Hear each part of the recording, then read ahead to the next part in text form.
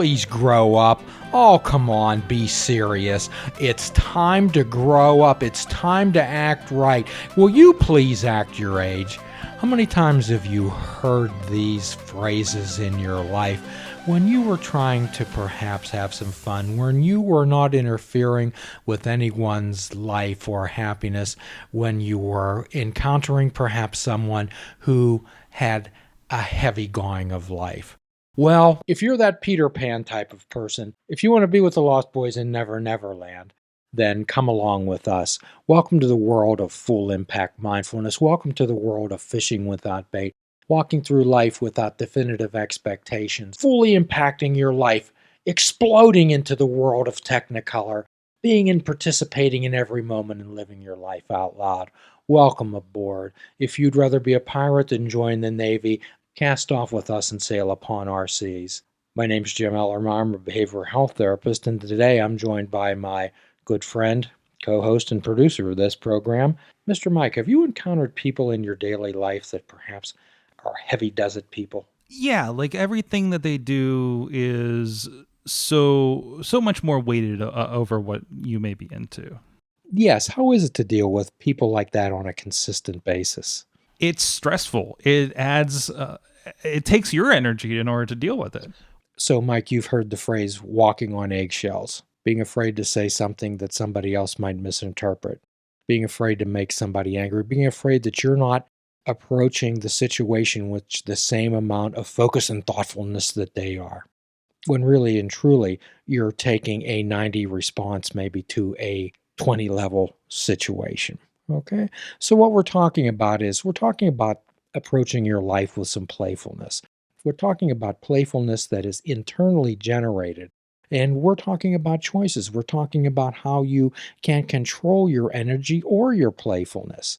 And when we're talking about playfulness, Mike, are we not talking about having that beginner's mind? Absolutely. Just allowing things to be new and amazing to yourself. Indeed.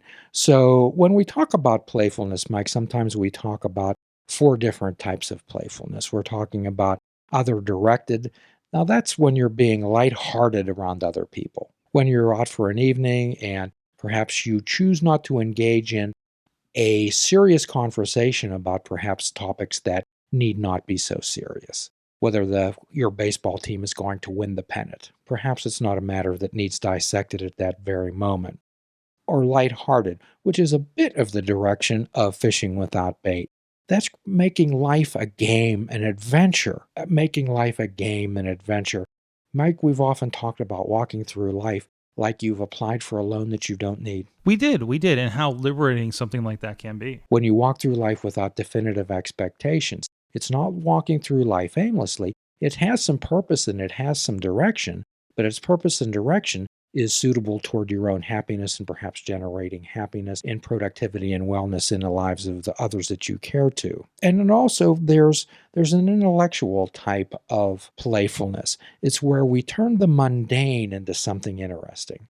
Can you think of somewhere where you've sat for maybe a longer period of time, and rather than becoming bored, you've chosen to make that particular time interesting? Yes, when I was in the waiting room waiting for you for this very podcast, actually. So of course, this episode, if it sounds a little bit different, we're doing on location in what I like to call Namaste East here on 733 North Highland Avenue. And I was waiting for Jim to finish with a client, so I could come up and we could do this work. I could just sit there and stare at the wall and be bored and sigh to myself, but I found things to do. You do have some wonderful games down there, for instance. Checking on my equipment, checking in with my wife, is very important. So I make the most of every moment as much as I can. So what we're doing is we're turning the mundane, the boring, that perhaps boring into something interesting. I don't know if it's a mindset thing that I've done the last couple of years, or maybe it's just that I keep myself so busy, or just that I just have so many opportunities to occupy myself. But I often say how I can't remember the last time I've been bored. Wow. Isn't that interesting? Say more about that. I am, and I don't know if this is we talk about the digital, kind of connection and everything like that, and and how we're connected all the time. But for me, since I fill my time with things I enjoy, which a lot of times are work, but a lot of times are play. My work is play, my play is work. So I go headlong into it and want to occupy my time with it. So when we talk about intellectual playfulness, what we're talking about is using your intellect to not only amuse yourself, but to help others and perhaps to expand your mind. When we talk about exploding in life, when we talk about full impact mindfulness, when we talk about fishing with bait, we've often discussed you'll never be bored again. When we pay attention on purpose, when we pay attention with kindness to ourselves, we'll never be bored again. Even when we're driving in a car, I remember when I was young, Mike, and some people may find this silly, but I would time the wipers, or I would try to watch the wipers and when they would hit against through the windshield on the guardrails where they would land. I remember taking the bus to school every day, and I would just find things along the side of the road, and I would follow the power lines and imagine myself like skating on along the power lines or something like that. Or looking at the people and seeing, well, who has red boots? Where would this person be coming from? Do you think this person would smile or not smile? Perhaps you would get up, perhaps you would wave. Do some experimentation with the human experience. Or the whimsical type of playfulness. When you become the observer, you become the observer of life. We've often talked about seeing the absurdity in life and stepping back and taking a different perspective. It's not. It can be something as simple as seeing the shapes in the clouds as they go by, seeing different types of shapes and describing them. Perhaps that's a lion, perhaps that's a moon, perhaps that's a giraffe. You make your play out of something.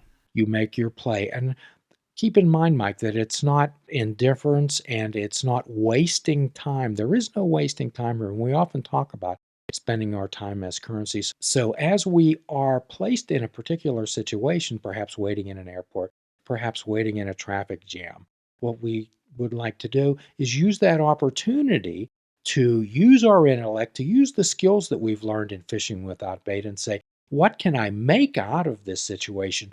What can I bring to this situation rather than take out of it? Absolutely. It's not accepting what's around you, and it's reforming what's around you.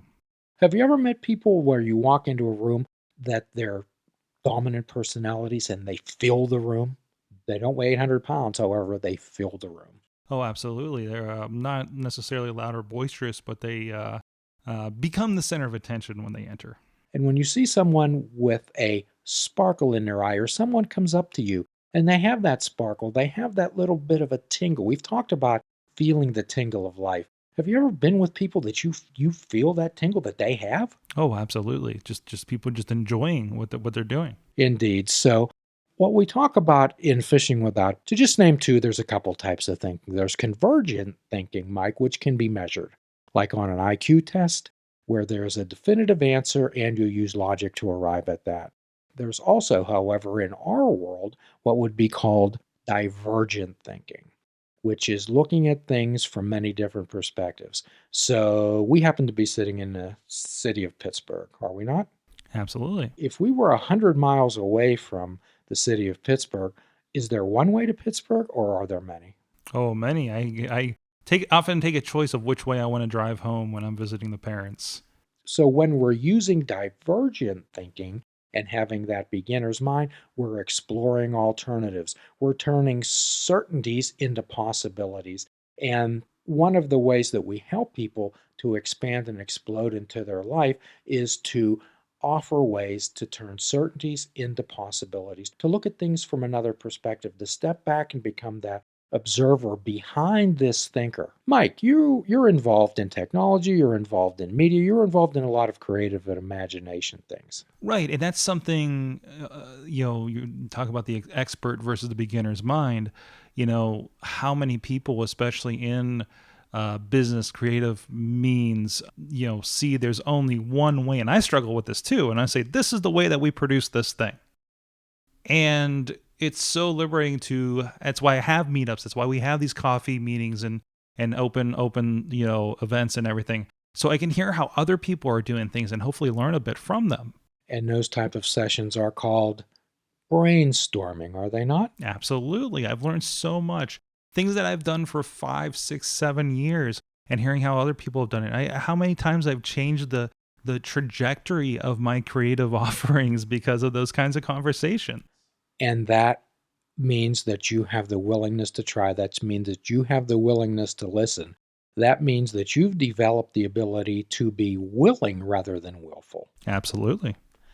I'm certain that you've been in perhaps committee meetings, or perhaps you've been in situations where one particular organization or view or person becomes dominant, and that's the focus, and that's the way that's going to be. Absolutely. From church groups to community groups to project meetings, that's definitely serviced in a lot of ways. So it's important that not only you hear other people, but you learn how to deal with yourself. You learn how to brainstorm.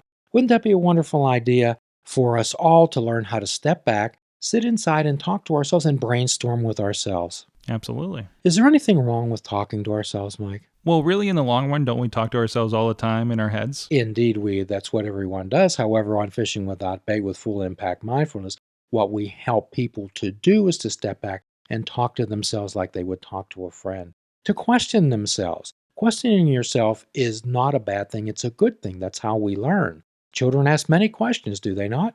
They're learning machines. Could you make yourself a learning machine? Could you become your own teacher and student? And the point is to return to that space, right? That we were when we were younger, when we were just a sponge. And it's so hard. We talk about creativity and we talk about education, learning, expanding ourselves. And that's something that it feels like we for some reason shut off when we leave school, and we really shouldn't.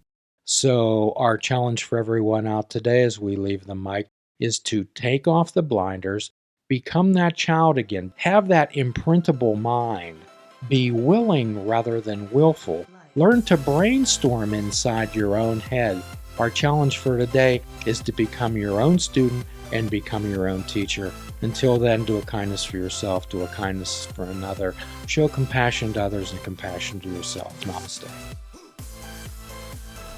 Please check out our website at fishingwithoutbait.com, where you can listen to the show, comment on our discussions, and find out where you can subscribe to our podcast. If you're interested in flying the colors of Fishing Without Bait, click the shop icon on our website. We have clothing, mugs, cell phone cases, and so much more. Show the world that you fish without bait. Fishing Without Bait is a production of Namaste Holistic Counseling, PC.